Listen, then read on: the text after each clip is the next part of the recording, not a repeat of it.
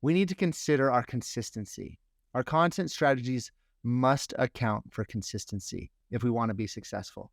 So here's what I'm proposing. If you follow the first of these two options, you can potentially create 101 pieces of story-driven content per month. If you follow the second option, you can expect 92 pieces of story-driven content per month. Follow both of these options, and you can expect over 193 pieces of content per month. Story first, story-driven content. Right? That's almost 6.5 pieces of story first or story-driven content per day. Not only will this solve your content strategy issues, providing story-first content that gives glory to God for what He is doing among your people, but it'll also help your people learn to tell their stories, right? Which is an incredible tool for evangelism. Forget oil, energy, or disruptive technologies. Attention is the next great commodity rush. This is not something that's coming. It's already happening. We're living through it. We live in an attention economy. And if you want your Christian nonprofit or church to have any relevance in digital, first you need to understand this simple fact. When you play in the digital world, you have to fight for attention. It doesn't come easy. It's not going to be handed to you because you have a worthy cause. The days of a great film going viral and sparking excitement for your cause are long gone. The days of putting up a website and traffic automatically showing up on your site are long gone. Those days don't exist. Now you might say, so what's the point of trying?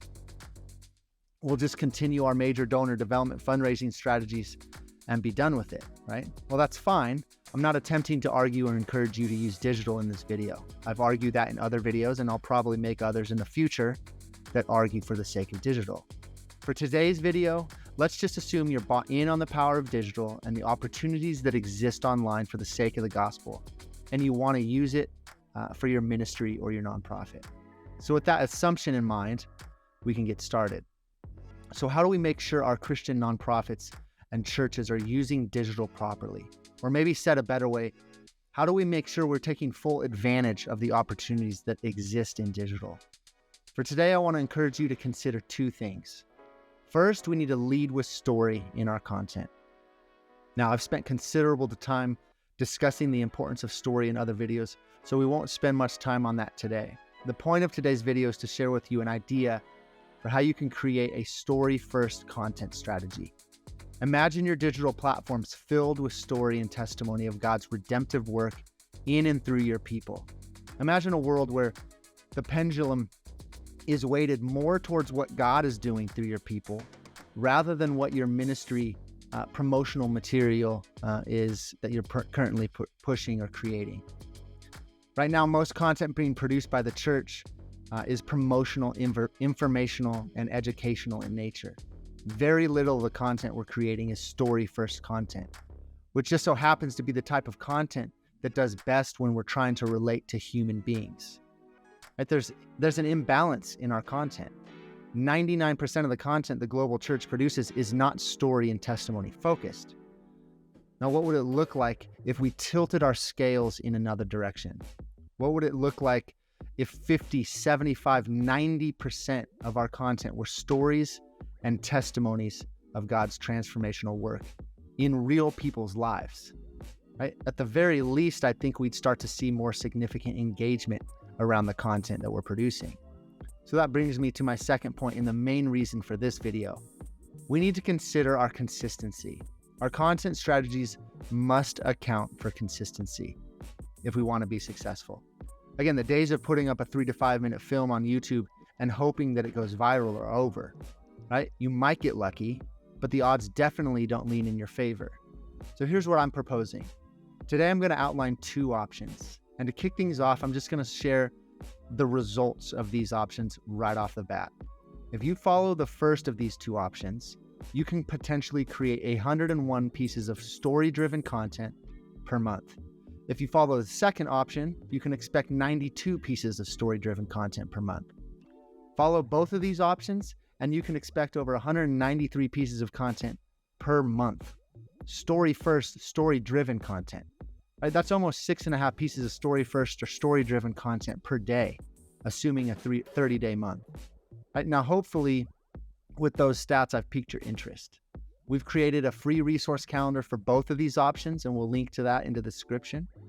But let's start by walking through the high-level strategy. Both of these ideas are rooted in Gary Vaynerchuk's content pyramid, which is outlined in an 80-page presentation deck that Gary V shared a couple years back. Visualize an upside-down pyramid broken into 3 sections. At the top, the first step is to document your pillar content. Once you've got your pillar content filmed and edited, repurpose that content into what he calls micro content. And then at the bottom of the pyramid, distribute that content across social media and all of your digital platforms. Now, that pillar content, micro content strategy is what we're going to follow in both cases that we discussed earlier. So with that high level strategy in mind, let's get into the details of each plan. We'll separate these 2 plans into 2 categories or 2 titles. The first we'll call high production, and the second we'll call low production. Now, that doesn't mean that the lower production version seeks to create content with poor quality on purpose. We're just not going to put as much emphasis or focus on the production value as you will on the higher production value option. The second option, or lower production value option, is a much more cost-efficient model. With higher production qualities always comes higher costs, right? So the higher production value option, which again we'll be discussing first, we've got a free course on our website that goes into detail in this plan.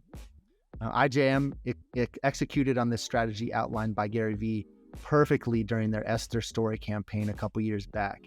And our course reverse engineers that campaign, showing you how IJM took a single story of a beneficiary or participant and filled a month's worth of content with that single story. So first, you want to take a story from one of your participants or beneficiaries who has been impacted by your ministry and transformed by Christ. Tell their story in video form in a 2-part video. Each video should be around 3 to 5 minutes in length, but you want to make sure you tell the complete story. Next, tell that same story in a multi-episode podcast. The podcast will allow you to go deeper in detail on the story and share some behind-the-scenes insider content. These 2 pieces of content will serve as your pillar content. Next, you'll take your 2 pillar pieces of content and create micro content from these pillar pieces. For micro content ideas, you can use screenshots or images overlaid with quotes from the film or podcast. IGM created multiple 30-second audio excerpts from the podcast and made a graphic design template for each audio post. You can use images paired with written content to point your audience to the film. Micro content can also be trailers for each film. And then lastly, vertical video is the single greatest opportunity right now in social media. So pull 3 to 4 vertical videos from each film. Ideas for what micro content are included in the calendar that we've created for you that's linked in the description. So this option also assumes an audio-based podcast, right? If you were to create, for example, an audio and video-based podcast, you could create even more micro content and vertical video from the podcast than what is outlined in the calendar on our course. It's up to you. Once you've got your micro content created, plan your social media distribution for the month and start distributing either with a social media scheduler like Vista Social or Buffer, or have your team manually post that content. Now, assuming 5 social media platforms, a blog, and an email campaign, this strategy again has the potential to create 101 pieces of story-driven content over the course of a month. Right? That's over 3 pieces of story-driven content per day from a single story. It's almost 4.5 pieces of content per weekday if you only post during the weekdays. Right? Rinse, repeat, and follow the content strategy every month, and you've filled your annual content strategy with story-first content. With that much content per month, you could tell a story per quarter, and you could still have a piece of content per day for a month. Right? Think about that. From only 4 stories per year, you could fill your annual content strategies. Right? You can't tell me that you don't have 4 stories to tell.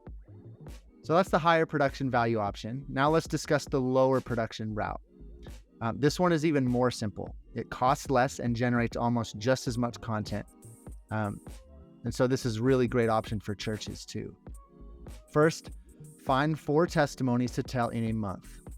Interview your 4 people using our interview questions and conduct those interviews over a Zencaster or Riverside recording.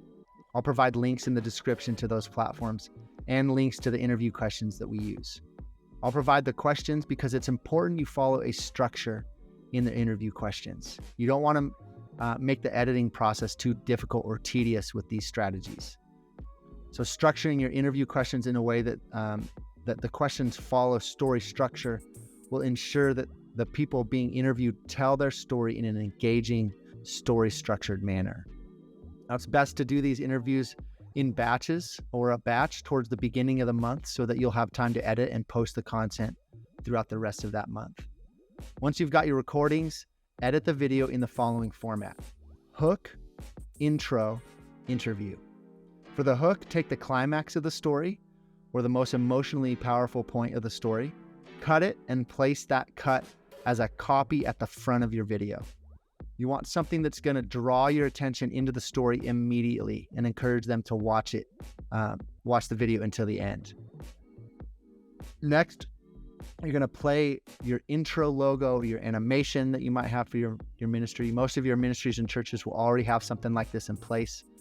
If you don't have an intro animation, just play some text with music on a dark background, linking to your website, and fade that into the interview.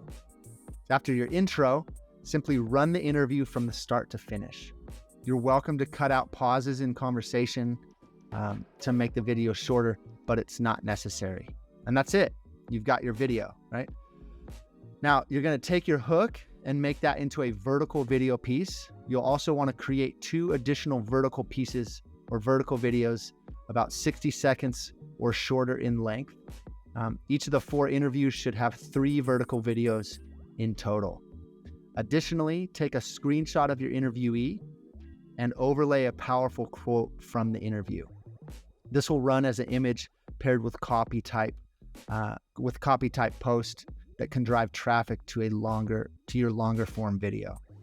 And that's it. It's that simple. With these deliverables, assuming your ministry again has 5 social media platforms, and assuming you share this content via your email list, you'll have created 92 pieces of story-first content throughout the month across all of your social platforms.